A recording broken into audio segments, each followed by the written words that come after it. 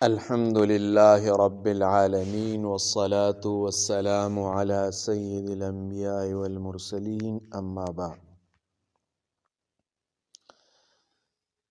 آج میں ایک اختلافی مسئلہ بیان کر رہا ہوں۔ وہ مسئلہ ہے دین میں غلو کرنا۔ دین میں غلو، الغلو فی الدین پر اہل سنت والجماعت اور شیعہ حضرات کے درمیان اختلاف ہے۔ یہ مسئلہ ہم دلائل اور حوالہ جات کے ساتھ پیش کریں گے، لیکن اس سے پہلے اگر آپ لوگ ہمارے چینل میں نئے آئے ہو تو لہٰذا ہمارا چینل سبسکرائب کرے تاکہ ویڈیو زیادہ سے زیادہ لوگوں تک پہنچ جائے، اور خاص کر شیعہ حضرات تک یہ ویڈیو پہنچنا چاہیے کہ دین میں غلو کرنا یہ سراسر ظلم اور زیادتی ہے۔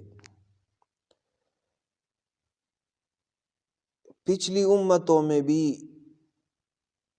انہوں نے دین میں غلو کیا، اللہ تعالیٰ نے اس کے ذریعے وہ ہلاک کر دیا۔ تو اب کے لیے ضروری ہے کہ یہ ویڈیو زیادہ سے زیادہ لوگوں تک پہنچ جائے اور ہمارا چینل سبسکرائب کرے تاکہ ہمارا ہر ویڈیو آپ لوگوں تک پہنچ جائے۔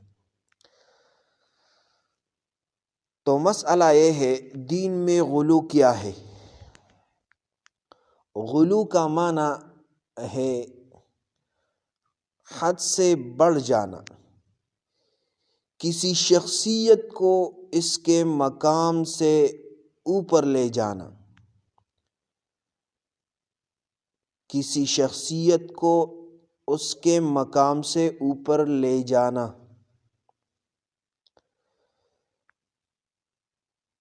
اہل سنت والجماعت علماء دیوبند فرماتے ہیں قرآن غلو کی صریح ممانعت کرتا ہے۔ قرآن پاک صریح ممانعت کرتا ہے۔ دلیل پیش کرتے ہیں، قرآن پاک کی آیت ہے یا اہل الکتاب لا تغلو فی دینکم، اے اہل کتاب اپنے دین میں غلو نہ کرو۔ سورۃ نساء 171 نمبر آیت ہے۔ اس آیت سے علماء دیوبند اہل سنت والجماعت استدلال کرتے ہیں، جب یہود و نصارہ کا غلو حرام ٹھہرا تو امت محمدیہ میں بھی غلو بدرج اولا حرام ہے۔ پہلا دلیل یہ ہے۔ دوسرا دلیل، غلو امتوں کی ہلاکت کا سبب ہے۔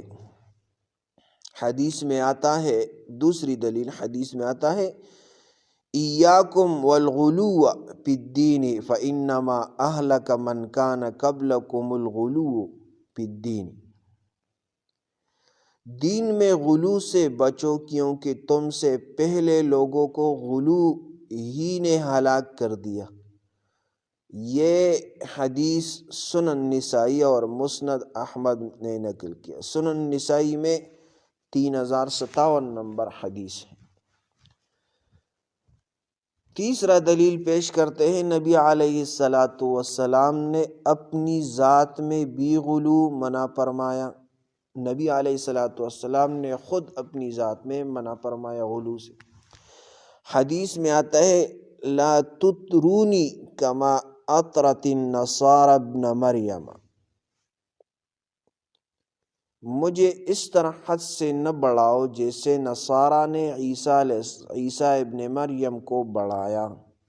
صحیح بخاری کی حدیث ہے 3445 نمبر۔ تو نتیجہ یہ ہے جب نبی علیہ السلام کے بارے میں غلو منع ہے تو صحابہ یا اہل بیت میں بدرجہ اولا منع ہوگا۔ 4 نمبر دلیل یہ ہے عبادت صرف اللہ کے لیے ہے۔ قرآن پاک کی آیت ہے ایاک نعبد و ایاک نستعین، ہم تیرے ہی عبادت کرتے ہیں اور تجھ ہی سے مدد چاہتے ہیں، سورۃ فاتحہ کی آیت ہے۔ اہل سنت والجماعت علماء دیوبند کہتے ہیں غیر اللہ کو مشکل کشا کہنا غلو بلکہ شرک کا ذریعہ ہے۔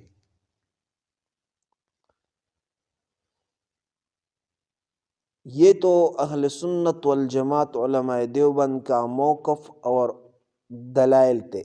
اب ہم شیعہ کا موقف اور دلائل پیش کریں گے۔ شیعہ کا دلیل اور اس کا موقف یہ ہے، شیعہ کہتے ہیں ائمہ اللہ کے خاص بندے، ان کے ذریعے مدد، زیارت، نظر، پکار کو توسل کہتے ہیں۔ ائمہ اللہ کے خاص بندے، ان کے ذریعے مدد کرنا، زیارت، نظر، پکار کو توسل کہتے ہیں۔ اہل سنت والجماعت جواب دیتے ہیں توسل دعا کے ذریعے الگ ہے، پکارنا، سجدہ، نظر دینا، عبادت صرف اللہ کے لیے۔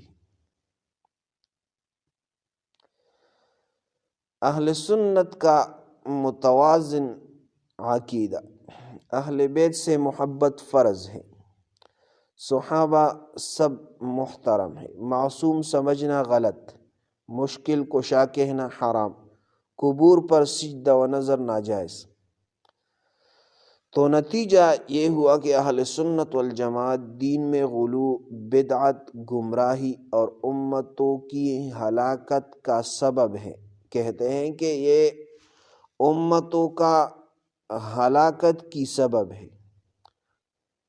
اہل سنت کا منہج یہ ہے کہ محبت، اتباع، نہ غلو نہ گستاخی ہونی چاہیے۔